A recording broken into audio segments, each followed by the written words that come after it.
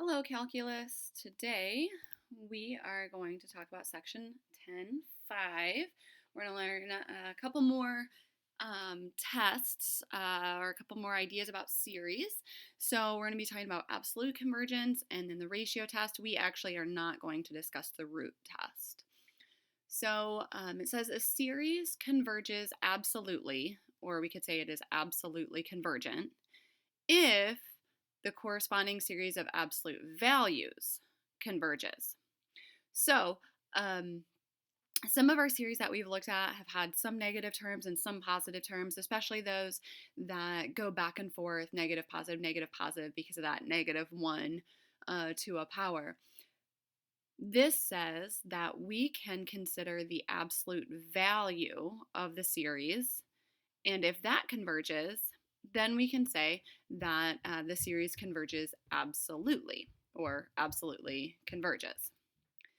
And this says then that if the absolute value of the series converges, then the series without absolute values would converge as well.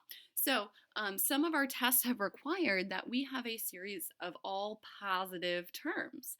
Well, what this says is, then if it's not all positive terms, we could go ahead and take an absolute value, analyze that series, and if that series converges, then the series including the negatives will converge. This is a one-directional statement. So if the absolute value of the series converges, then the series including the negatives will converge. It does not work the other way. So if a series with negatives converges, that does not mean that the absolute value of the series converges. For example, the most common example of this idea is actually the harmonic. So that harmonic series that we've talked about is 1 over n. And we said that that is divergent. However, as it turns out, the alternating harmonic series is actually convergent. Okay, so this works forward, but it doesn't work backwards. If the absolute value converges, so if with all positives converges, then it will converge including the negatives, but this does not work the other way. Okay, we're going to use that idea of absolute convergence in our ratio test, because in our ratio test we're going to need a series of positive terms. So if we have any negatives, we're going to need to apply absolute values. And then this says that what we're going to do is take the limit as n goes to infinity of the a sub n plus 1 term. I think of that as like our next term. Take the ratio of that with the a sub n term. I think of that as like our now term. So we're going to take the limit as n goes to infinity of the next term over the now term. And we're going to get some answer for that.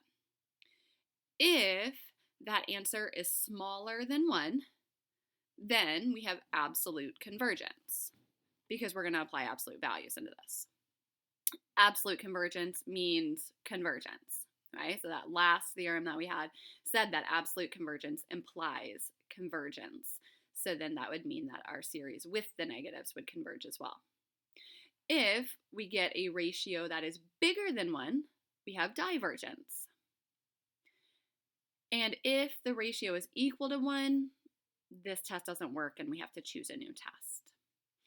So essentially what this is saying is that when we do a ratio of next divided by now, we need that ratio to be smaller than 1, because that means that the terms are getting smaller, and that means the series can converge.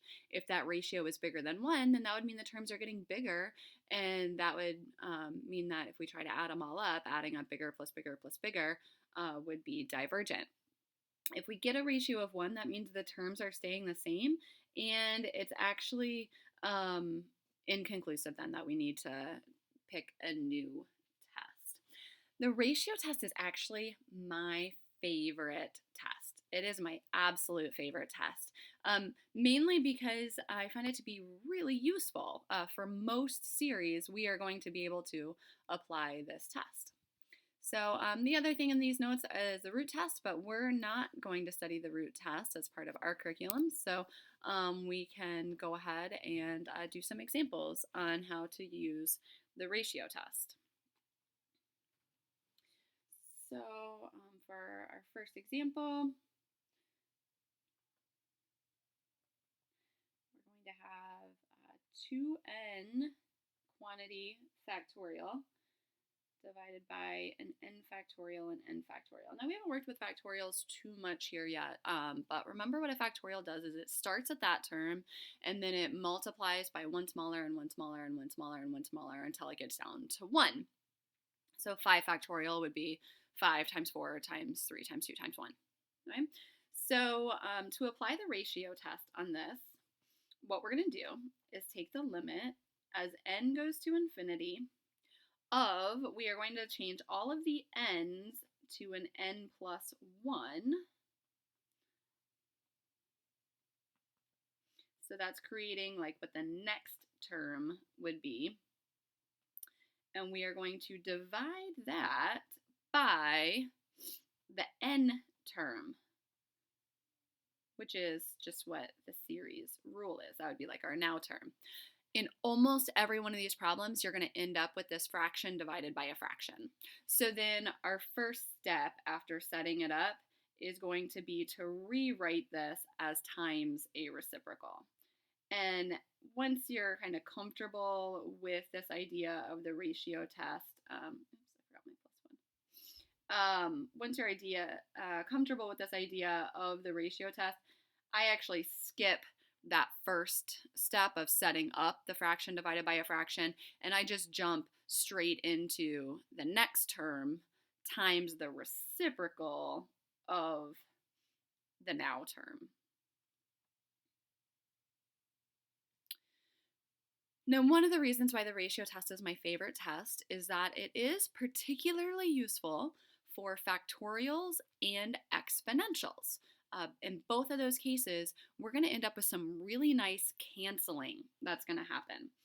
Before we look at that canceling, I'm going to go ahead and on the top of that first fraction, I'm going to distribute. So we have 2n plus 2 factorial there. Rewrite everything else.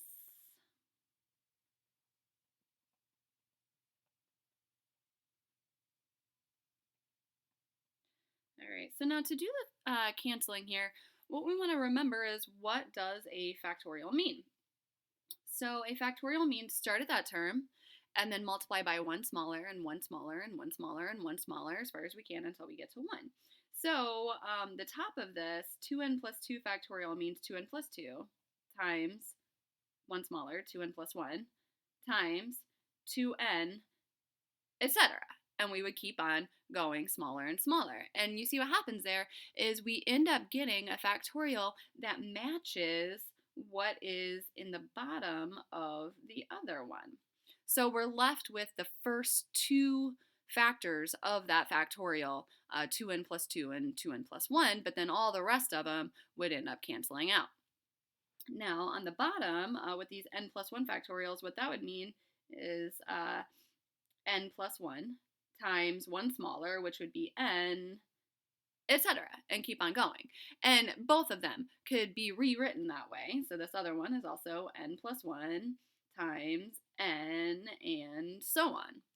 And what happens is the n and so ons cancel. So both of those just leave that first factor of n plus 1. So now when we look at what do we have left here, we have a limit as n goes to infinity.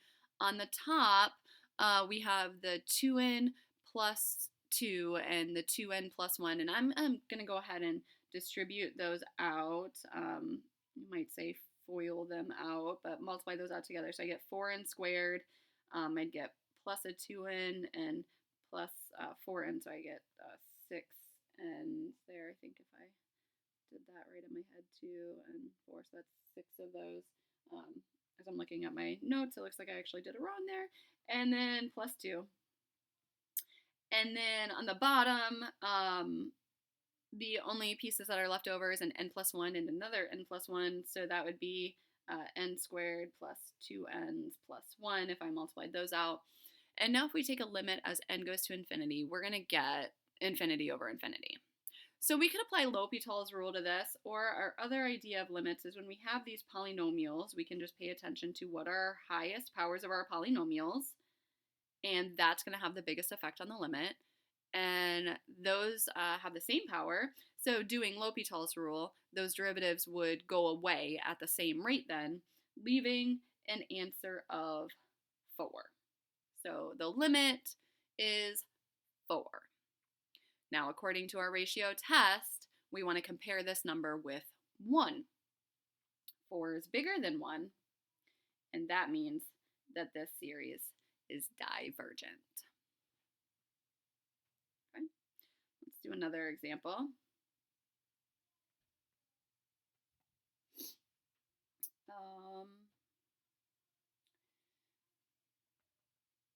For this one,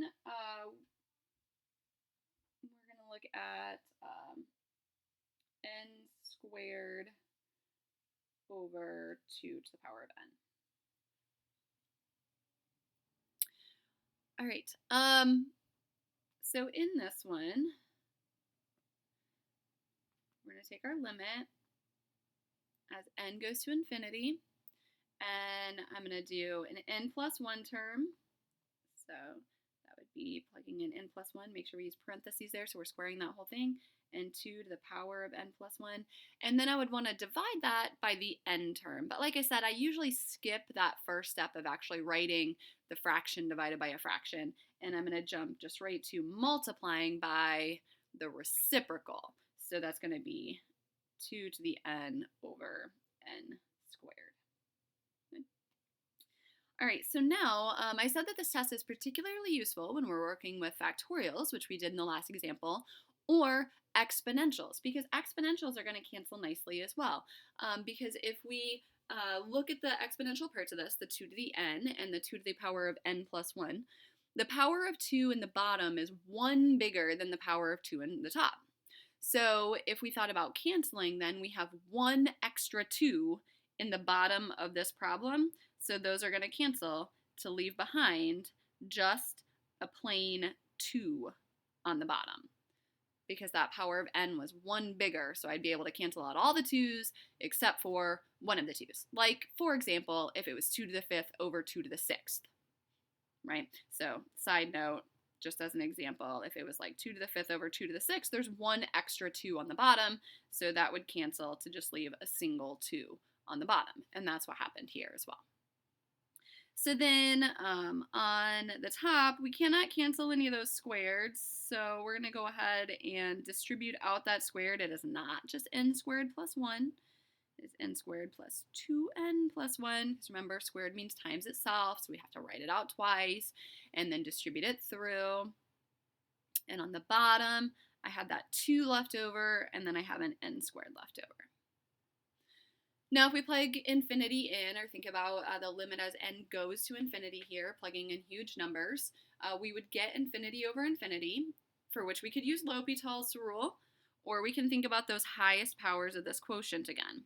Now, those are going to disappear at the same rate because they're both squareds. So, in the end, this thing is going to give us an answer of 1/2, the coefficients of those. Now remember, we want to compare this to 1. 1/2 is smaller than 1. That means this series is going to be a convergent series. All right, we're going to do one more example. I'm going to see if I can actually squeeze it into this bottom space here. For this example, we're going to look at -1 to the n squared, and e to the negative n, all as a product there. Okay, so the first thing that's different about this example is we have that -1 to the n. So what we're actually going to do is we are going to test absolute convergence. We're going to put absolute values around this guy, and when we do that, Well, that just is going to make all the negative pieces go away and everything's just going to be positive. So we actually get to ignore that negative 1 to the n part of this because all that's doing is creating some negative terms for us. And we're going to say, let's just go ahead and make everything positive. Now, I'm also going to rewrite this as, instead of a negative exponent there, I'm going to rewrite that as an e to the n. All right, now we actually, maybe you can see this is almost the same as the last problem. And e is actually even very close to 2, right? So we're probably going to expect the same kind of result to happen here. But we'll go ahead and go through the steps again on this. So we're going to take our limit as n goes to infinity, plug in n plus 1 times the reciprocal of the now term or the n term. All right, now again with our exponentials, the power is 1 bigger on the bottom, so that means it's going to leave behind 1e on the bottom of this. And then those squareds cannot cancel.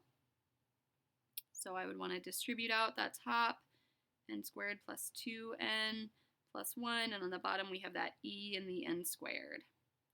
And then again, just like that last one, we do end up with those same powers that will go away at the same rate with L'Hopital's rule and leave us with a 1 over e, the coefficients there. 1 over e is smaller than 1. That means this converges absolutely, which means it is then therefore convergent. We took an absolute value, so that's why we would say it converges absolutely, but our theorem said if it converges absolutely, then it's going to converge with the negatives as well. So it will go ahead and converge. So on your homework, as before, it is going to be mostly ratio test problems, but in some of the problems you might still be able to think about nth term test. You might be able to look for geometric. If everything in the problem is exponential, then that's geometric. But like on this last example, we had that exponential part, but then also the quadratic part. So not geometric then. So you can look for geometrics, you can look for nth term test. Most of the problems, again, are going to be this ratio test. So as always, please ask me questions. I miss you guys, so let me know what I can do to help you and stay connected.